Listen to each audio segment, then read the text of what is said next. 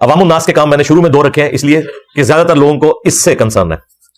Task number 1 وہ ہے اللہ کے حضور دل سے گڑ گڑا کر اپنے مسلمان بھائیوں کے لیے دعا کرنا. دعا مومن کا ہتھیار ہے جی, یہ ذہن میں رکھیے گا. دعا سے وہ مسئلے حل ہوتے ہیں جو تدبیروں سے حل نہیں ہوتے, اور یہ اللہ نے ہمیں حکم بھی دیا ہے کہ ہم نے دعا مانگنی ہے. ادعونی استجب لکم, اے میرے بندو مجھ سے مانگو میں تمہیں دوں گا. اور پھر ساتھ میں ان الذین یستکبرون عن عبادتی, جو تکبر کریں گے میری اس عبادت سے, یعنی مجھ سے دعا نہیں کریں گے, میں انہیں انقریب ذلیل و خوار کر کے جہنم میں پھینکوں گا. ولیعوذ باللہ تعالی. ہمارا رب وہ شہنشاہ ہے کہ اس سے نہ مانگے تو وہ ناراض ہوتا ہے, باقی شہنشاہ تو مانگنے کے اوپر ناراض ہوتے ہیں نا. اللہ وہ شہنشاہ ہے کہ جس سے نہ مانگا جائے وہ ناراض ہو جاتا ہے. تو دعا آپ نے مانگنی ہے, یہ ایک حق ہے مسلمان کا دوسرے مسلمان کے اوپر. اللہ تعالیٰ نے سورۃ الحجرات میں فرمایا انما المؤمنون اخوہ, مومنین تو اس کے سوا کچھ نہیں کہ وہ آپس میں بھائی بھائی ہیں. اور اس کی جو ایکسپلینیشن ہے نا وہ نبی صلی اللہ علیہ وآلہ وسلم نے جس انداز میں کی ہے, صحیح بخاری اور صحیح مسلم دونوں میں حدیث ہے کہ باہمی اخوت میں, بھائی چارے میں, ہمدردی میں تمام مسلمان ایک جسم کی مانند ہے. جسم کے اگر ایک حصے میں بھی تکلیف ہو تو پورا جسم اس کی تکلیف کو محسوس کرتا ہے. حتیٰ کہ صحیح مسلم میں یہاں تک الفاظ ہیں کہ اگر آنکھ میں تکلیف ہوتی ہے نا تو پورا جسم رات کاٹ کے گزارتا ہے, صرف آنکھ نہیں جاگ رہی ہوتی, پورا جسم جاگ رہا ہوتا ہے. تو یہ دعا والا معاملہ کرنا ہے, اور اس دعا میں ہمارا اپنا فائدہ بھی ہے. صحیح مسلم میں حدیث ہے کہ جو مسلمان دوسرے مسلمان کی غیر موجودگی میں اس کے لیے دعا کرتا ہے, ظاہر ہم تو یہاں ہیں, وہ فلسطین میں, یہاں بیٹھا ہوا اگر کوئی ان کے حق میں دعا کرتا ہے تو اللہ تعالیٰ ایک فرشتہ معمور کر دیتا ہے جو اس دعا کرنے والے کی دعا پر آمین کہتا ہے, اور ساتھ یہ بھی کہتا ہے کہ اے اللہ جو یہ شخص اپنے بھائی کے لیے دعائیں مانگ رہے ہیں نا, یہ تمام دعائیں اس کے حق میں بھی تو قبول کر لے. دیکھیں, یعنی ہم تو خود دعا مانگ رہے ہیں اور فرشتہ ہمارے حق میں, ایک معصوم فرشتہ ہمارے حق میں اللہ کے حضور دعا مانگتا ہے. تو اس دعا کرنے کا فائدہ ہمیں خود بھی ہے کہ اگر ہم اپنے بھائیوں کے لیے دعا کریں گے ان کو تو فائدہ ہونا ہی ہونا ہے, انشاءاللہ ہمیں بھی اس حوالے سے فائدہ ہوگا. ٹاسک نمبر 2 وہ ہے سوشل میڈیا کے اوپر اپنی آواز کو بلند کرنا. کہیں پر اگر پروٹیسٹ ہو رہے ہیں ان پروٹیسٹ میں حصہ لیں, فزیکلی جو ڈیمانسٹریشن ہوتی ہے, بینرز اٹھا کے, پلے کارڈز اٹھا کر, جس طرح یورپ میں اور امریکہ میں, پوری دنیا کے اندر یہ احتجاج ہو رہے ہیں, ان میں جہاں تک قانون کے دائرے کے اندر آپ نے اس میں حصہ لینا ہے. اور سوشل میڈیا کے اوپر آپ نے اسلام کے حق میں, فلسطینیوں کے حق میں آواز بلند کرنی ہے. لیکن اس آواز بلند کرنے میں ایسا کوئی معاملہ نہ ہو کہ وہ گالی گلوچ کی طرف چلا جائے اور اسلام کی کوئی غلط پکچر لوگوں کے سامنے آئے. یہ ذہن میں رکھیے گا. یہ اللہ تعالیٰ نے سورہ الانعام میں فرمایا وَلَا تَسُبُّوا الَّذِينَ يَدْعُونَ مِن دُونِ اللَّهِ فَيَسُبُّوا اللَّهَ عَدْوًا بِغَيْرِ عِلْمٍ, مت گالی دو لوگوں کے جھوٹے معبودوں کو, کہیں ایسا نہ ہو کہ وہ انجانے میں تمہارے رب کو وہ گالیاں دیں بغیر علم کے. تو اس لیے گالی گلوچ والا معاملہ نہیں ہونا چاہیے کہ جس کی وجہ سے اسلام کی بدنامی ہو. اچھا, اس آیت کو بعض لوگ میرے خلاف بھی یوز کرتے ہیں کہ جی ہمارے بزرگوں کو برا کہتا ہے, تو قرآن نے تو کہا ہے کہ کسی کے بزرگوں کو برا نہ کہو, وہ تمہارے بزرگوں کو کہیں گے, تمہارے بزرگوں کو آپ کہہ لیں. ہمارے بزرگ وہ ہیں کہ جن کے بارے میں آپ تصور بھی کریں گے نا برائی کا تو آپ اسلام سے خارج ہو جائیں گے, تو مر جاؤ رام موت, ٹھیک ہے, ہمیں تو کوئی فرق نہیں پڑتا. دوسرا, یہ آیت کافروں کے بارے میں ہے, مسلمانوں کے لیے نہیں ہے. مسلمانوں میں اگر کوئی شخص اسلام کے ساتھ غداری کر رہا ہے تو اس کے لیے تو قتل مرتد کی سزا ہوگی, وہ تو اسلام کی روح سے منافق ہے. اس کو ننگا کرنا ہر مسلمان کی ذمہ داری ہے, وہ اسے گالی دینا نہیں ہے. اسی لیے میں کہتا ہوں کہ آپ ہمارے مخالفین جو ہو نا, آپ لوگ کافر ہو جاؤ, چھوڑ دیں گے آپ کو, لیکن مسلمان ہو کر نام لو اللہ اور اس کے رسول کا, چندے اکٹھے کرو اللہ اور اس کے رسول کے نام کے اوپر عز و جل صلی اللہ علیہ وآلہ وسلم, سواریاں سوار کرو مکے اور مدینے کا نام لگا کر, ہاں یہ آوازیں دے کر, اور انہیں پھینکو اپنے بابوں کی درگاہوں کے اوپر ان فرقوں میں جا کے, تو پھر تو ہم تمہارا لحاظ نہیں کریں گے. بالکل غداروں کے لیے نہیں ہے یہ چیز, یہ بالکل ڈفرنٹ چیز ہے. یہ میں نے ضمناً ایک مدری پھول عرض کر دیا. ہاں اچھا, اسی کانٹیکسٹ میں سورۃ المائدہ میں اللہ تعالیٰ نے فرمایا کہ وَلَا يَجْرِمَنَّكُمْ شَنَآنُ قَوْمٍ عَلَىٰ أَلَّا تَعْدِلُوا اعْدِلُوا هُوَ أَقْرَبُ لِلتَّقْوَىٰ, دیکھنا کسی قوم کی دشمنی تمہیں اس پہ نہ ابھارے کہ تم انصاف کا راستہ چھوڑ دو. انصاف کا راستہ اختیار کرو, یہی تقوی کا راستہ ہے, یہی تقوی کے قریب ہے. یعنی یہ اسپیسیفکلی تو صحابہ کرام کے بارے میں تھا کہ مشرکین عرب کی دشمنی آپ کو اس پہ نہ ابھارے کہ آپ انصاف کا راستہ چھوڑ دیں, اگرچہ وہ آپ کے دشمن ہیں, لیکن آپ نے انصاف کا راستہ نہیں چھوڑنا. نہ حق کسی کے ساتھ کوئی زیادتی والا معاملہ نہیں ہونا چاہیے. یہاں پہ بھی ہم نے اپنے معاملات کو سوشل میڈیا میں یا پروٹیسٹ میں ایک پازیٹیو انداز میں لے کے چلنا ہے. میں تو یہ جو پتلے جلانا, اسی طریقے سے زمین کے اوپر کسی ملک کے جھنڈے کو ڈال کے اس کے اوپر کاٹے پھیرنا یا گاڑیاں چڑھانا, یہ کوئی علمی طریقہ ہے؟ مجھے بتائیں اس کا کیا امیج آتا ہے کسی کے سامنے؟ آپ علمی طریقے سے چیزوں کو ہائی لائٹ کریں اور بتائیں کہ یہ اسلام کی تعلیمات ہیں. Task number 3. اب یہ پہلے 2 تو تمام مسلمانوں سے متعلق تھے, اب جو اگلے 10 ہیں نا وہ حکمرانوں سے, بڑوں سے متعلق ہے. ٹاسک نمبر 3, کم از کم 5 اسلامی ملک اس وقت میری نظر میں اتنے تگڑے ہیں کہ انہیں فرنٹ سے لیڈ کرنا چاہیے, ان کے حکمرانوں کو, ان کے بڑوں کو. نمبر 1 پاکستان, نمبر 2 ترکی, نمبر 3 سعودی عرب, نمبر 4 ایران, اور نمبر 5 ملیشیا. یا چلے افغانستان کو بھی آپ اس میں شامل کر لیں, لیکن چونکہ افغانستان کو ایز اے ملک تسلیم نہیں نہ کیا ہوا, بہرحال اس میں سے صرف ایران ہے جس نے دلیری سے آواز بلند کی ہے. اس کے بعد اگر کوئی دوسرے نمبر پہ ہے تو وہ سعودی عرب نے عربی ہونے کی وجہ سے کسی درجے میں حمایت والا معاملہ کیا ہے, عام روٹین سے ہٹ کے, اور تھوڑا بہت کوئی بیان اگر آیا ترکی کی جانب سے, لیکن جس طرح ہونا چاہیے تھا ویسے ہوا نہیں ہے. ان کو کیا کرنا چاہیے؟ پہلی تو جرت اگر ان میں ہے دکھائیں, تو ان 5 ملکوں کے حکمرانوں کو کہنا چاہیے کہ ہم نے اگلی جمعے کی نماز جو ہے مسجد اقصی میں ادا کرنی ہے. مسجد اقصی تو کھلی ہوئی ہے, بند تو نہیں ہے, یہ تو غزہ کی طرف ہے نا ساری جنگ والا معاملہ, وہ تو اپنی جگہ موجود ہے. صرف یہ اس کی اناؤنسمنٹ کر دیں, بھلے جائیں نا, اناؤنسمنٹ کر دیں. تو انٹرنیشنل نارمز کے اندر اسرائیل کی ذمہ داری ہے کہ وہ انہیں سیکورٹی بھی پرووائڈ کرے گا. اول تو وہ سوری بول دیں گے, تو یار انگلی کٹا کے شہیدوں میں نام لکھوا لو, ایک بار بات تو کرو نا کہ ہم نے اگلی جمعے کی نماز وہاں پڑھنی ہے اپنے مسلمان بھائیوں سے اظہار کے لیے. اور اس کے ہم پولیٹیکل سولوشن کی طرف جا رہے ہیں, ٹھیک ہے, ہم بھی یہ کہہ رہے ہیں پولیٹیکل سولوشن ہونا چاہیے. تو اس کی اناؤنسمنٹ کرنا یہ ایک بہت بڑی میں سمجھتا ہوں کامیابی ہے اگر یہ 5 مسلمانوں کے ملکوں کے حکمران اس کی جرت دکھائیں. اور پھر یہ لوگ OIC کا اجلاس بلا سکتے ہیں, وہ ابھی سعودیہ نے بلا لیا. اور دوسری طرف رشیا اور چائنا جو ہے وہ تو انٹرنیشنل لیول کے اوپر کر رہے ہیں. سلامتی کونسل کا اجلاس میں تو رشیا نے آواز اٹھائی ہے. چائنا تو میں کل سن رہا تھا خبریں, انہوں نے عالمی امن کانفرنس کے لیے کال کی ہے کہ پوری دنیا کی امن کانفرنس ہونی چاہیے. تو یہ ہمارے جو 5 مسلمان ملک ہیں, یہ رشیا کو اور چائنا کو ساتھ شامل کریں, کیونکہ اب وہ تو کھل کے سامنے آ گئے ہیں اس پورے معاملے کے اندر. اور یہ آر دلائیں ان یورپین ملکوں کو کہ کل تک تم لوگ رشیا کی جو انویژن تھی یوکرین کے اندر اسے کنڈیم کر رہے تھے اور کہہ رہے تھے ہم یوکرین کے ساتھ کھڑے ہوئے ہیں اور یہ بڑا ملک جو ہے چڑھ دوڑا ہے اس چھوٹے ملک کے اوپر. لیکن یہاں آگے تمہارا بالکل قانون الٹ ہو گیا. یہاں پہ پچھلے 70 سال سے ذلیل کر رہا ہے اسرائیل مسلمانوں کو. یہاں پہ بجائے کہ تم مسلمانوں کے ساتھ کھڑے ہوتے, اسرائیل کے ساتھ جا کے کھڑے ہو گئے. تو یہ ساری چیزیں انہی کے اصول اور مبادی کے اوپر انہیں جواب دیا جائے. ٹاسک نمبر 4 وہ ہے کہ نیٹو کی طرز کے اوپر تقریباً 60 کے قریب اسلامی ملک ہیں, آلریڈی ان کی آرگنائزیشن بنی ہوئی ہے OIC. ان کی ایک کوئی مشترکہ اس طرح کی فورس بھی ہونی چاہیے.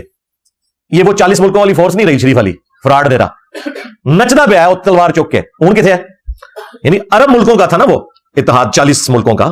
تو آج عربیوں پہ ہی برا وقت آیا ہوا ہے نا. تو اس کا مطلب یہ ہے کہ یہ آپ سمجھیں کہ اس پورے کنفلکٹ کے بعد یہ وہ اتحاد ختم ہی ہو گیا ایک قسم کا, وہ فراڈ ہی نکلا. یعنی اس سے برا وقت مسلمانوں پہ کب آنا تھا, اور وہ بھی عربیوں کے اوپر. تو اس طرح کے اتحاد نہیں, واقعی اتحاد ہو, نیٹو دیکھیں اتحاد بنا ہے تو جہاں کہیں بھی کوئی معاملہ ہوتا ہے وہ دوسرے ملکوں کی مدد کے لیے پہنچتے ہیں. اس طرح کا مسلمانوں کا بھی ایک اتحاد قائم ہونا چاہیے, اور اس میں فرنٹ سے لیڈ یہی 5 بڑے ملک کریں جن کا میں نے ذکر کیا. ٹاسک نمبر 5 یہ کڑوی چیز ہے تھوڑی, اس میں ظاہر عوام کا غصہ بھی آئے گا کہ مسلمان حکمرانوں کو ظلم کو کنڈیم کرنا چاہیے. دنیا میں جہاں کہیں بھی کسی غیر مسلم کے اوپر بھی ظلم ہو وہ اسے کہیں کہ یہ برا ہوا ہے. آج اگر آپ نے اسرائیل کی گندگی کو لوگوں کے سامنے ایکسپوز کرنا ہے نا, اس کا طریقہ وہ ہے جو پیوٹن نے اختیار کیا ہے, رشیا کے پریزیڈنٹ نے. پتا ہے اس نے کیا بیان دیا ہے؟ اس نے کہا کہ سیکنڈ ورلڈ وار کے اندر جو نازی جرمنی کا ہٹلر, اس نے جو کچھ ظلم کیا تھا نا, اسرائیل وہی کر رہا ہے. میں کہتا ہوں جی اس سے بڑی ادبی گالی اسرائیل کو کوئی نہیں دی جا سکتی تھی. ادبی گالی بھی نہیں ہے, اور سب سے بڑی گالی بھی انہیں لگی ہے جا کے, کیونکہ 60 لاکھ کے قریب یہودی ہولوکاسٹ کے اندر 100 فیکٹریاں بنا کے, بعض لوگ کہتے ہیں جی 6 لاکھ ہے, چلو یار 6 لاکھ بھی ہوں, تھوڑا فگر ہے. یورپ کے اندر فیکٹریاں بنا کے ہٹلر نے یہودیوں کو ظلمن قتل کیا, اور وہ ایسی فیکٹریاں بنائی ہوئی تھی, وہ ان کی ویڈیوز رکھی ہوئی ہیں, آپ دیکھیں, یقین کریں بندے کے آنسو نہیں رکتے. کیا عورتوں کو, کیا بچوں کو پہلے ایک چیمبر میں لے کے جاتے تھے, وہاں ان کے یہ بال شیو آف کروا دیتے تھے ان کی عورتوں کے, اس سے پھر وہ قالین بناتے تھے نازی جو ہے نا اپنے آفیسز کے. اگلے چیمبر میں جا کے ان کے اوپر ایک ایسی گیس چھوڑتے تھے کہ وہ بے ہوش ہو جاتے تھے, اور پھر اس سے اگلے پورشن میں ان کے اوپر ایسا کیمیکل پھینکتے تھے کہ وہ بالکل ایک لیسدار مادہ بن جاتے تھے. ظاہر ہے ان لاکھوں لوگوں کو دفنانے کے لیے بھی تو مسئلہ ہونا چاہیے تھا نا کوئی, تو انہوں نے پھر اس کا لیسدار مادے بنائے. دوسری طرف سے وہ مادہ ایک کھاد کی شکل میں نکلتا تھا, اور وہ اس کو کھاد کے طور پہ استعمال کرتے تھے. انسانوں کے ساتھ کیا, انسانی ہسٹری میں اتنا بڑا قتل عام نہیں ہوا جو سیکنڈ ورلڈ وار کے اندر ہوا ہے. 2 کروڑ کے قریب لوگ تو ویسے ہی مرے ہیں نا. میں صرف یہودی بتا رہا ہوں آپ کو, 60 لاکھ یا چلے کوئی احتیاطاً لوگ کہتے ہیں نہیں 60 نہیں 6 لاکھ، بہرحال ان کا کہنا ہے کہ یہ 60 لاکھ تھے، 6 ملین تھے. تو اس وقت مظلوم ترین قوم تھی یہودیوں کی، اس لیے تو ان کو کمپنسیٹ کرنے کے لیے انہوں نے اسرائیل میں آباد کیا اور سارا کچھ. اور آج جب وہ گنجے کو ناخن مل گئے تو آپ دیکھ لیں کہ وہ ہٹلر کی جگہ بھی اسرائیل نے سنبھال لی ہے. لہذا آپ دیکھیں یہ جملہ تو مسلمانوں کی زبان پہ آنا چاہیے تھا، جو پیوٹن کی زبان پہ آیا کہ اسرائیل وہی کچھ کر رہا ہے جو ہٹلر نے کیا تھا، اس کی نازی پارٹی نے کیا تھا. تو اس طریقے سے اگر ہم ظلم کے خلاف آواز اٹھائیں گے، اب یہاں پہ بھی کتنے وہ مذہبی قسم کے لوگ کہتے ہیں ہٹلر نے بالکل ٹھیک کیا تھا، انہوں نے لاج یہی ہے. نہیں، مسلمان کا یہ کام نہیں ہے کہ وہ ظالم کا ساتھ ہے. ہم مظلوم کے ساتھ کھڑے ہوں گے، خواہ وہ مظلوم کوئی یہودی ہو، کوئی ہندو ہو، کوئی کرسچن ہو، کوئی مسلم ہو. پھر ہی جب مسلمانوں پہ برا وقت آئے تو آپ کوئی بات کرنے کے اہل ہوں گے. اور یہ میں اس لیے نہیں کہہ رہا، ویسے بھی ہمارے اسلام کی ریکوائرمنٹ یہ ہے کہ ہم نے انصاف کے اوپر کھڑا ہونا ہے. سورہ النساء میں ہے نا، خواہ تمہیں اپنے ماں باپ کے خلاف، رشتہ داروں کے خلاف بھی گواہی دینی پڑے، انصاف کے لیے کھڑے ہو جاؤ. یہ انبیاء کرام علیہ السلام کا طریقہ اور ان کا منصب ہے، انصاف کے لیے کھڑا ہونا. ٹاسک نمبر 6، OIC کے پلیٹ فارم سے ایک بین المذاہب کانفرنس کا سلسلہ سالانہ بنیاد پہ شروع ہونا چاہیے. اس ایک واقعے پہ نہیں، سالانہ کوئی ایک ایسا موقع رکھیں اور اس کا وینیو بھی چینج کرتے رہے اور اس کی میزبانی بھی چینج کرتے رہے. ایک ایسی کانفرنس ہونی چاہیے جس میں ویٹیکن سٹی کا پوپ بیٹھا ہو، امام کعبہ بیٹھا ہو، ہندوؤں کا ایک بڑا ہو، بدھسٹ کا بڑا ہو، جیوز کا، کرسچنز کا، سارے جو بڑے بڑے مذہب ہیں ان کے بڑے وہاں پر بیٹھے اور پیس کے اوپر، امن کے اوپر، کو ایگزسٹنس کے اوپر بات کریں. کیونکہ جو یہ ایک کنزرویٹو قسم کی جو مذہبی سوچ ہے اس نے دنیا کو رہنے کے قابل نہیں چھوڑا. بس سیدھی سی بات. آپ پاکستان میں بھی دیکھ لیں، یعنی پاکستان میں ایک بندہ اگر رفع الیدین سے نماز پڑھتا ہے، اسے ہندو سے، کرسچن سے، سکھ سے خطرہ نہیں ہے، اسے دوسرے مسلمان سے خطرہ ہے کہ وہ اسے مسجد سے باہر نکال دے گا. یہاں سے بھی جتنے علماء دوسرے ملکوں میں گئے وہ کافروں کے ڈر سے نہیں گئے ہوئے. وہ ایک مسلمان ملک سے اسلامی ملک یعنی یورپ اور امریکہ میں چلے گئے. اسلامی ملک تو وہ ہوگا نا جہاں امن ہوگا، ہاں، اور ہم صرف مسلمان ملک ہیں. چند ایک چیزوں پہ اختلاف ہو سکتا ہے نا. اوورال اگر احترام جان احترام مال نہیں ہے تو اسلامی ملک کہاں سے ہوئے؟ تو ہم اس کو جتنا مرضی اسلامی جمہوریہ پاکستان کہتے رہے، یہ مسلمانوں کا ملک ہے. اسلامی ملک نہیں بنے گا جب تک کہ یہاں امن نہیں ہوگا. تو یہ بین المذاہب کانفرنس والا سلسلہ ہونا چاہیے ریگولرلی. ٹاسک نمبر 7، ہمارے بڑوں کا کام ہے کہ جتنی بھی دنیا میں تنظیمیں اپنی آزادی کے لیے کام کر رہی ہیں، جہاں پر ظلم کی چکی میں وہ نہیں پس رہے، ان کا معاملہ تو ایک الگ ہے، وہاں کی صورتحال کو تو وہاں کے لوگ بہتر سمجھتے ہیں. باقی جگہوں پہ پولیٹیکل سٹرگل کے اوپر زور دینا چاہیے بجائے یہ کہ نان اسٹیٹ ایکٹر ہوں. کیونکہ چند ایک جہادی اسلحہ اٹھاتے ہیں اور باقیوں کی زندگی کو وہ اجیرن بنا دیتے ہیں. اسی وجہ سے پاکستان نے بھی اپنا وہ سارا کا سارا معاملہ آپ کو پتا کشمیر والا بھی پیچھے کیا، اور ہے بھی غلط تھا، قرآن کی روح سے بھی غلط تھا. قرآن کی روح سے اگر آپ نے جہاد اور قتال کرنا ہے تو آپ نے اعلانیہ عہد توڑنا ہے.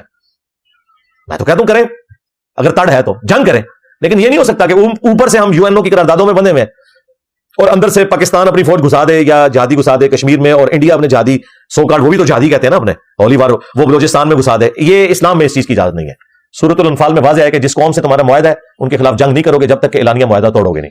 اس لیے وہ ابو داؤد میں، ترمذی میں حدیث ہے، حضرت معاویہ رضی اللہ عنہ کے دور میں جب ایک دن رہ گیا تھا نا وہ معاہدہ کی ڈیٹ کی ایکسپائری میں، تو حضرت معاویہ نے لا کے رومن امپائر کے بارڈر کے اوپر فوج بٹھا دی تھی کہ کل یہ غروب آفتاب کے بعد ہم ان پہ حملہ کریں گے. تو ایک صحابی گھوڑے کو ایڑی لگا کے سامنے آئے مسلمانوں کے لشکر کے سامنے، انہوں نے کہا میں تمہیں یہ کام نہیں کرنے دوں گا، کیونکہ نبی اسلام نے فرمایا تھا جس قوم سے تمہارا معاہدہ ہو جب تک اس معاہدے کو اعلانیہ طور پر توڑو نہیں اور مخالفین کو بھی جنگ کی تیاری کا ٹائم نہ مل جائے اس وقت تک ان کے اوپر حملہ نہیں کرنا. تو حضرت معاویہ رضی اللہ عنہ کو اپنا ڈیسیژن واپس لینا پڑ گیا اس کی وجہ سے.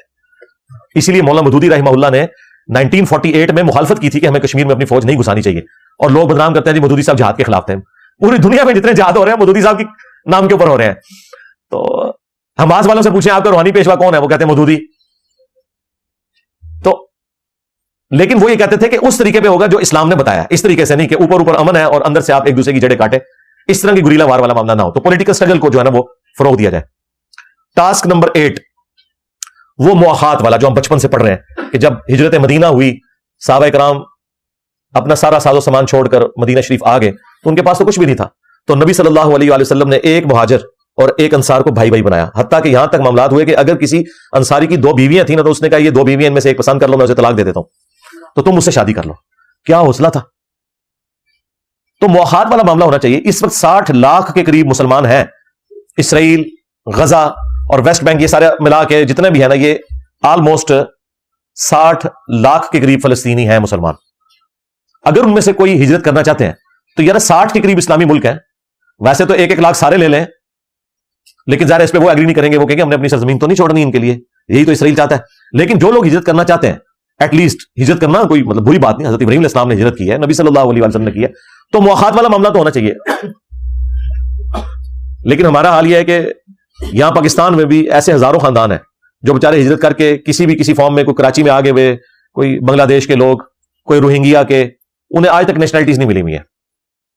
ابھی افغانیوں کا بھی ایک مسئلہ شروع ہو گیا ہے, اور ٹھیک ہے اس میں کوئی پالیسی ضرور ہونی چاہیے, میں نہیں کہتا اوپن والا معاملہ ہو, لیکن جن لوگوں کو 3 نسلوں سے ہم نے یہاں آباد کیا ہوا ہے, ان کی بزرگوں کی قبریں یہاں بن گئی ہیں, اب ہم انہیں یعنی دھکا مار کے یہاں سے باہر نکال دیں تو یہ تو پاسبل نہیں ہو. اور وہ خیر پرائم منسٹر صاحب نے کلیریفیکیشن بھی دی ہے کہ نہیں, جو ورک پرمٹ پہ یہاں کام کر رہے ہیں یا جنہیں آلریڈی یہاں پہ رشتہ داریاں, ان کا معاملہ نہیں ہے, یہ وہ ہے جو انڈکلیئرڈ لوگ رہ رہے ہیں. اگر یہ ایسا ہی ہے پھر تو ٹھیک ہے, لیکن اگر کسی کے ساتھ زیادتی ہو رہی ہے تو ہم اسے کنڈیم کریں گے.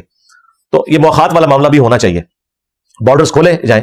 اب حالت یہ ہے کہ ایک ہی بارڈر لگتا ہے اسرائیل کے علاوہ, ایک طرف تو سمندر ہے میڈیٹرینین سی, 2 طرف اسرائیل ہے, اور چوتھی جو سائڈ ہے نا وہ چونکہ پٹی ہے تو اس کی 4 سائڈیں بنتی ہیں غزہ کی, وہ اتنا بڑا بارڈر ہے آلموسٹ کوئی 5-6 کلومیٹر کا جو لگتا ہے اس کے ساتھ مصر کے ساتھ, رفح والا بارڈر, وہ انہوں نے بند کیا ہوا ہے. حالانکہ وہاں پہ بارڈر تک مسلمان پہنچے ہیں امدادی سامان لے کے کہ یار یہ بھوکے تو نہ اندر مرے, ایٹ لیسٹ انہیں خوراک تو پرووائڈ کی جائے, پانی, کھانے پینے کی چیزیں. تو یہ بھی ہمارے حکمرانوں کا کام ہے, کم از کم بارڈر کے اوپر کوئی خیمہ بستی ہے کہ بات کریں, ایٹ لیسٹ جو لوگ ہجرت کر کے وہاں آ رہے ہیں انہیں اکوموڈیٹ کیا جائے. ٹاسک نمبر 9 وہ یہ ہے کہ اب اس پورے واقعے کے بعد ہمیں ایک چیز تو لرن کرنی چاہیے. فلسطین میں میجورٹی سنیوں کی ہے, اور سنیوں میں بھی وہ لوگ ہیں کہ جن کو یہاں کے سنی کبھی بھی پسند نہیں کریں گے. اگر وہ ان کی مسجد میں آ جائیں تو یہ مسجدیں دھلائیں گے, یعنی رفع الیدین کرنے والے سنی ہیں وہ. اور وہاں کے سنی ایسے ہیں جو ہاتھ چھوڑ کے نماز پڑھتے ہیں, شیعہ تو پڑھتے ہی پڑھتے ہیں نا, مالکی ہیں, اور کئی بیچ میں سلفی ہیں. تو اب اس واقعے سے ہمیں یہ لرن کرنا چاہیے کہ ہمیں جو ہمارا دشمن مار رہا ہے نا, وہ وہابی, سنی, شیعہ کہہ کے نہیں, مسلمان کہہ کے مار رہا ہے. تو ایٹ لیسٹ اس کی بنیاد کے اوپر جو ہم نے پراکسی وار شروع کی ہوئی ہے, ایران اور سعودیہ کی جو پراکسی وار پاکستان میں بھی چلتی رہی, ضیاء اللہ کے دور میں آپ کو پتا ہے لاکھوں لوگ قتل ہوئے, مسلمان شہید ہوئے سنی شیعہ فسادات کے اندر. تو ایٹ لیسٹ اب ہمیں سبق سیکھتے ہوئے نا ان حکمرانوں کا کام ہے کہ پراکسی وارز ختم کریں. جو میں سمجھتا ہوں محمد بن سلیمان نے, یعنی اس سے لاکھ اختلاف, لیکن یہ اس نے جو دوستی کا ہاتھ بڑھایا کچھ عرصہ پہلے ایران کے ساتھ, اس کے اثرات پوری دنیا کے اوپر نظر آئیں گے. تو پراکسی وارز کا خاتمہ کیا جائے. ٹاسک نمبر 10 اور وہ یہ ہے کہ یہ سارے حکمران جو مسلمانوں کے لیے اتنا درد رکھتے ہیں نا کہ جی مسلمان اپنے حقوق کے لیے جنگ لڑ رہے ہیں, تو کم از کم اپنے ملکوں کے اندر جو ناانصافی ہے اسے تو ختم کریں آپ. کیا پاکستان میں لوگوں کے ساتھ ناانصافی نہیں ہو رہی؟ بلوچستان سے لے کر کے پی تک پولیٹیکل بنیادوں کے اوپر بھی ہو رہی ہے, اور اسی طریقے سے اینٹی اسٹیٹ ایکٹیویٹیز کی وجہ سے بعض لوگ ناحق بھی پکڑے گئے ہوئے ہیں. ٹھیک ہے, قانون کے سامنے ان کو پیش کریں. مسنگ پرسنز ہیں, انہیں مسنگ نہ بنائیں, عدالتوں میں لائیں, ثابت کریں. اسلام تو اس چیز کی اجازت نہیں دیتا. 9 مئی کے بعد کئی لوگ بیچارے جو جیو فینسنگ میں آگے لوگ, جن کا کوئی پی ٹی آئی سے لینا دینا ہی نہیں تھا, وہ بھی جیلوں میں سڑ رہے ہیں. اور یہ تو میرے خود پولیس کے جو بڑے آفیسرز ہیں ان سے بات ہوئی ہے, میں نے کہا جی آپ نے اللہ کو جان دینی ہے, کہتے ہیں جی بالکل اس طرح ہے, ناحق لوگ بھی پکڑے ہوئے ہیں اتنے مہینوں سے. پھر میں نے اسے یہ بھی پوچھا کہ مجھے یہ بھی پتا ہے کہ 10-10 12-12 لاکھ روپیہ دے کے لوگ چھوٹ رہے ہیں, کہتے جی ہاں ایسے بھی ہو رہا ہے. اب 10-12 لاکھ کون دے سکتا ہے؟ اگر کسی نے جرم کیا ہے وہ تو 10 لاکھ دے کے چھوٹ جائے گا, جس نے نہیں کیا ہوا اس کے لیے نہ عدالت کھڑے ہونے کے لیے تیار ہے, نہ اس کے لیے کوئی فنڈ ریزنگ ہے کہ وہ بھی رشوت دے کے. تو ایک مسلمان بھائی دوسرے مسلمان بھائی کو رشوت دے کے تو باہر نکلا ہے. اور باتیں ہم جو ہے نا کر رہے ہیں فلسطین میں ظلم ہو رہا ہے, یہاں کوئی ظلم نہیں ہو رہا, اور آج سے نہیں ہو رہا, پہلے سے ہو رہا ہے. تو یہاں پر بھی ہم یہ ظلم کا خاتمہ کریں اور اس اسلام کو نافذ کریں, نظام مصطفیٰ صلی اللہ علیہ وآلہ وسلم کو, جس کی امید کے اوپر ہمارے بڑوں نے اتنی قربانیاں دی تھی. ٹھیک ہے, اس وقت ایک 2 نیشن تھیوری تھا, 2 قومی نظریہ تھا. میں یہ سیکولرز کے لیے بات کرنے لگا ہوں کہ 2 قومی نظریے کی بنیاد کے اوپر پاکستان بنا تھا. وہ بھی مانتے ہیں, وہ کہتے ہیں اسلام کی بنیاد پہ نہیں بنا, 2 قومی نظریے کی بنیاد پہ بنا. تو ٹھیک ہے, لیکن وہ جو 2 قومی نظریہ تھا, کیا اس کی بنیاد ریلیجن تھی یا نہیں؟ بالکل تھی, کہ 2 قومیں آباد ہے, مسلم اور ہندو, تو ریلیجن تو بیچ میں آ جاتا ہے. تو ہمارے بڑوں نے اگر اس وقت وعدے کیے تھے تو ان وعدوں کو پورا کریں, ورنہ وہ سورۃ الانفال میں جو اللہ تعالیٰ نے اتنی سخت آیات نازل کی ہیں وہ اسپیسیفکلی صحابہ کرام کے بارے میں ہے, تو سیدھے چاہیے کوئی نہیں کہ اللہ اور اس کے رسول کے ساتھ خیانت نہیں کرنی تم نے. ایک وہ وقت تھا کہ تم لوگ زمین میں کمزور تھے, پھر اللہ تعالیٰ نے تمہاری مدد کی اور تمہیں مدینے کی سرزمین دی. دیکھنا اللہ اور اس کے رسول کے ساتھ اب خیانت نہ کرنا. یہ ہمارے استاد ڈاکٹر صاحب پڑھتے تھے اور کہتے تھے مدینے کی جگہ آپ پاکستان کو فٹ کر لیں, تو لگتا ہے یہ آیات آج ہی نازل ہوئی ہوئی ہے. اور پھر اللہ تعالیٰ فرمایا کہ دیکھنا جب اس صورتحال میں اللہ کی طرف سے کوئی آزمائش یا فتنہ آئے گا نا, تو پھر اس میں اللہ تعالیٰ کوئی تمیز نہیں کرے گا, سارے اس فتنے کے انڈر آ جائیں گے. اور یاد رکھنا اللہ تعالیٰ انسان کے دل اور اس کے درمیان حائل ہو جاتا ہے, یعنی انسان کو بات بھی سمجھ نہیں لگتی اگر اللہ تعالیٰ نے کسی کے اوپر مور لگا دی. اتنی سخت آیات ہیں, چونکہ ٹائم کم ہے میں نے اس لیے کور نہیں کی. سورۃ الانفال کی آیت نمبر 24 سے 28 تک آپ خود پڑھ کے دیکھ لیجیے گا. सेकंड लास्ट 11 नंबर टास्क वो है कि जितनी एनजीओज हैं जो मैं समझता हूं हुकूमतों से बड़ा काम कर रही हैं, जिस जमात इस्लामी की अलखिदमत फाउंडेशन है, ईदी वाले हैं, अलखिदमत फाउंडेशन तो हर मौके पर, हाँ रोहिंग्या में मुसलमानों का इशू हो, कश्मीर में हो, फिलिस्तीन में हो, आज से नहीं डिकेड से वो काम कर रहे हैं बड़े लेवल का। गवर्नमेंट को चाहिए कि बजाय पैरेलल में अपने कोई फंड्स कायम करने के ना, जो ये लोग ईमानदार लोग हैं इनके हाथ मजबूत करें। हमारे पास भी लोग आते हैं जी चंदा, हम कहते हैं जाए शौकत खानम को दें, जाए ईदी वालों को दें। मैंने कहा हम नहीं लेते, लेकिन जो काम कर रहे हैं उनके हाथ मजबूत करें। हर काम मैंने तो नहीं करना, जो ऑलरेडी इस फील्ड में अच्छे लोग काम करने वाले हैं उन्हें सपोर्ट करें। हुकूमत का भी काम है उन्हें सपोर्ट करें, और पैरेलल में उनके ऊपर चेक भी रखें। इनमें कहीं ऐसी तंजीमें ना शामिल हो जाए जो अपने मफादात के लिए काम कर रही हो, कि वो चंदा तो इकट्ठा करें 50 लाख का और जाके नई गाड़ी निकलवा लें। ये भी हमने देखा है खुद, और सारे फिरकों की तंजीमों में ये काम देखा है, बड़े करीब से देखा है। तो ये चेक भी होना चाहिए, जो ईमानदार लोग हैं उन्हें सपोर्ट किया जाए और उनके लिए इन मुल्कों के बॉर्डर्स पे पहुंचना आसान किया जाए, ताकि वो मुसलमानों की मदद के लिए वहां कोई चीज लेके पहुंचे। और टास्क नंबर 12 आखिरी वो है कि ये प्राइवेट जिहाद वाला जो मामला यहां पे लोग कर रहे हैं ना पूरे दुनिया के अंदर, डंडे लेके जी हम बॉर्डर खोल दें जी मालिक, क्या करोगे? कितने जज्बाती जुमले जी, बॉर्डर खोल दें हमने वहां जाना जी, क्या करेंगे जाके? जुमा पढ़ना जी जाके, होते असी तो जनाजा पढ़ेंगे, फिर डंडे उठा के जुमा पढ़ने जा रहे हैं आप। और आज के इस दौर के अंदर इस तरीके से जिहाद और किताल होता है, मुझे बताएं। प्रोफेशनल आर्मी चाहिए, जदीद असला है। और इसी पे मैंने बात की, कुछ लोगों ने मेरे साथ क्लिप बना दिया जी, ये तो खालिद बिन वलीद रज़ी अल्लाह तआला की गुस्ताखी कर दी है। जिन लोगों का साहबा और अहले बैत से को लेना देना नहीं, जो अपने बुजुर्गों के पुजारी हैं, वो हमें बता रहे हैं कि खालिद बिन वलीद की गुस्ताखी कर। तुम्हारा खालिद बिन वलीद से क्या लेना देना? तुम लोगों ने तो अपने फिरकों के नाम मीडिया के शहरों में रखे हुए हैं, देवबंद और बरेली। हाँ, साहबा किराम का तो जिक्र दूर दूर तक तुम्हारी निस्बतों में नहीं है। तुम तो कादरी हो, चिश्ती हो, नक्शबंदी हो, को ज्यादा चलाक मार लो, हनफी, शाफी, मालकी, हंबली हो। किसी फिरके ने अपना नाम जो है वो सिद्दीकी नहीं रखा हुआ, फारूकी नहीं रखा हुआ, उस्मानी नहीं रखा हुआ, अलवी नहीं रखा हुआ। तुम्हारा साहबा से क्या लेना देना? न सही तू साहबा इकराम की गुस्ताखी कर दी, बाबिया ने पुजारी सानू, साहबा वाले तो हम हैं, आलुल बैत वाले तो हम हैं, तुम्हारा क्या लेना देना उनके साथ? तो मैंने ये समझाने के लिए बात की थी, लोगों ने क्लिप बना दी थी, खालिद बिन वलीद की गुस्ताखी करती। मैंने बताया था अल्लाह के बंदो, जब रोमन जनरल आया सामने से तो खालिद बिन वलीद भी एक तलवार और ढाल लेके उतरे हैं सामने से, वो भी घोड़े पर एक तलवार और ढाल लेके आए। तलवार का मुकाबला तलवार से होता था, तादाद जरूर कम थी मुसलमानों की, लेकिन एक तलवार के बदले में सामने एक तलवार होती थी। अब आपने मुझे गज़वा बदर और की मिसालें नहीं देनी, वो नबी इस्लाम की मौजूदगी में एक अल्लाह ताला की गैबी मदद थी।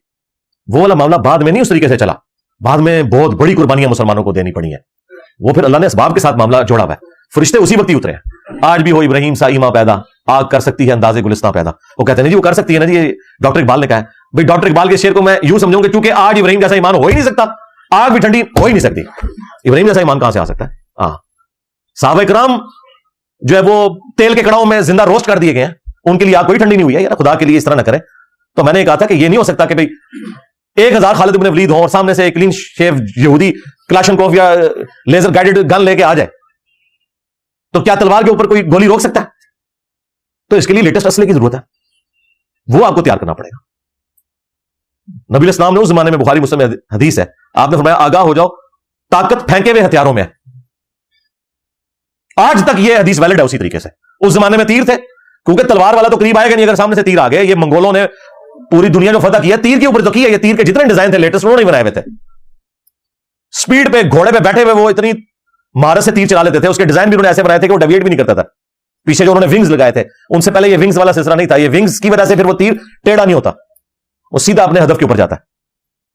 और आज देख लें फेंके हुए हथियार जो है मिसाइल है, चाहे वो इंटरकॉन्टिनेंटल मिसाइल हो, बैलिस्टिक मिसाइल हो, कोई ये सारे के सारे फेंके हुए हथियार है। इसके बगैर हम किस तरह जंगें लड़ सकते हैं?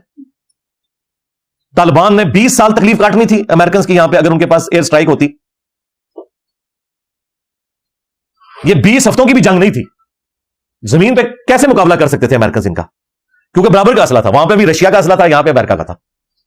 तालिबान मार खा गए एयर स्ट्राइक से, वो पूरी पूरी कारपेट बमिंग करते थे, पूरे पूरे इलाके वो ऊपर से बारूद गिरा देते थे, फिर ये बेचारे पहाड़ों में चले जाते थे। इस वजह से जंग लेट होते होते, ये तो अब उनकी अपनी इकोनॉमी का मसला और उनके पॉलिटिकल इश्यूज हैं, इसलिए वो गए हैं। चले हमारे आगे में तो बेहतर हो गया, लेकिन ये ना समझिएगा कि उनके लिए कोई मुश्किल था इधर और रहना चाहते तो रह भी सकते थे। तो हमारे पास ये जो एक कमजोरी अटैच है ना एयर स्ट्राइक वाली, वहां पे भी आप देख लें इसराइल जो है वो ऊपर से वो सारे बम फेंक रहा है, फास्फोरस। हमारे पास F-16 के पूरे पुर्जे नहीं है, वो F-35 की बात कर रहे हैं। तो इस तरह तो नहीं होगा मेरे भाई, ऐसा तो नहीं होता। हाँ, ऐसे तो नहीं होता कि निगाह मार के हो जाए, कुछ नहीं होता। अमेरिकन बमबारी में सारे जितने बड़े बड़े बुजुर्ग हैं उनके मजार जो है वो सारे के सारे वहां पे टूटे हैं। शहीद तो मैं नहीं कहना चाह रहा, शहीद को लाल चीज होती है, मजार तो है ही गलत। صحیح مسلم میں واضح حدیث ہے، تو میں منع کرتا ہوں قبروں کو پکا کرنے سے، قبروں پر عمارت بنانے سے اور قبروں پر بیٹھنے سے۔ تو میرے بھائی یہ جب ہم لوگوں کو کہہ رہے ہیں کہ یار تیاری کرو، سائنس میں آگے جاؤ، وہ کہہ رہی خالد بن ولید کی توہین ہو گئی ہے۔ اس قوم کی سمجھدانی آپ دیکھ لیں اتنی سی ہے۔ تو سائنس میں ترقی کریں گے تو پھر آپ ان کے مقابلے کا اسلحہ بنا سکتے ہیں۔ آپ کو پتا ہے کہ 1/4 نوبیل پرائز جو ہے یہودیوں کے پاس ہے،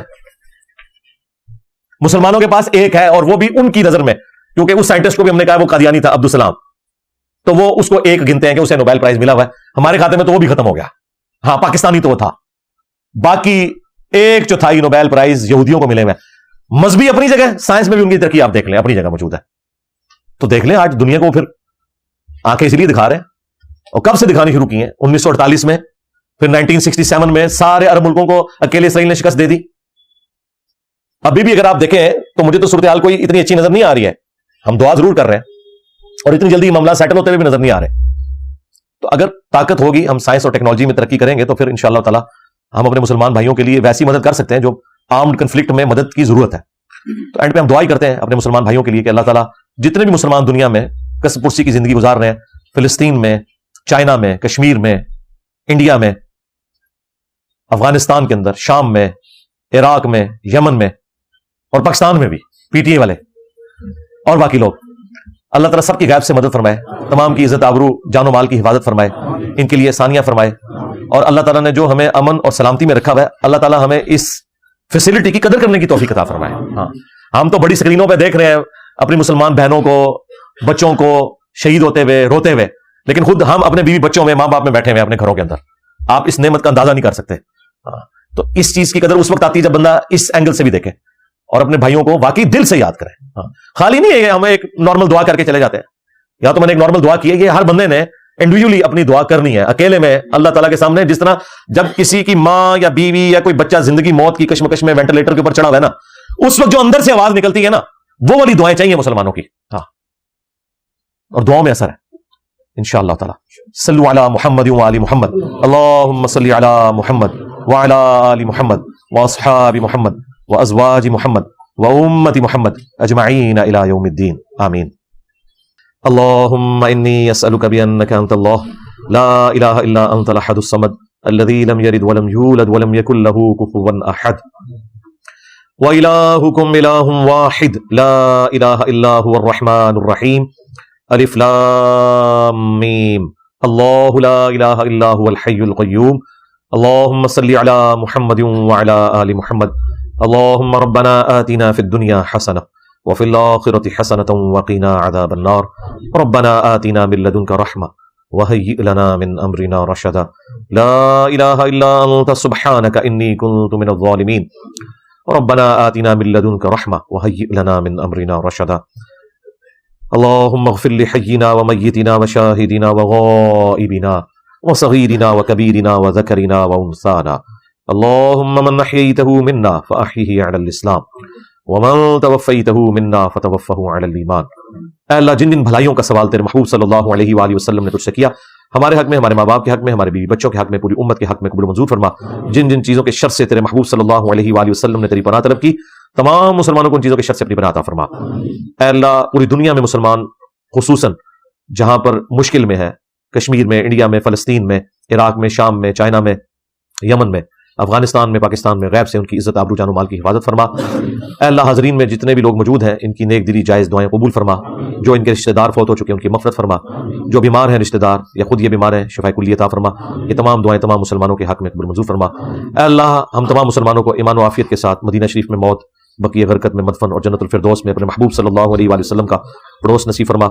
ہمارے ملک پاکستان کی خیر فرما، اندرونی اور بیرونی خطرات سے محفوظ فرما، پورے عالم اسلام کی خیر فرما، خصوص بالخصوص اسرائیل کے خلاف فلسطینیوں کی اے اللہ جو مشکلات ہیں یہ آسان فرما۔ سبحان ربک رب العزة عما یصفون وسلام علی المرسلین والحمد للہ رب العالمین وصلی اللہ علی النبی الکریم وعلی آلہ واصحابہ اجمعین الی یوم الدین، آمین۔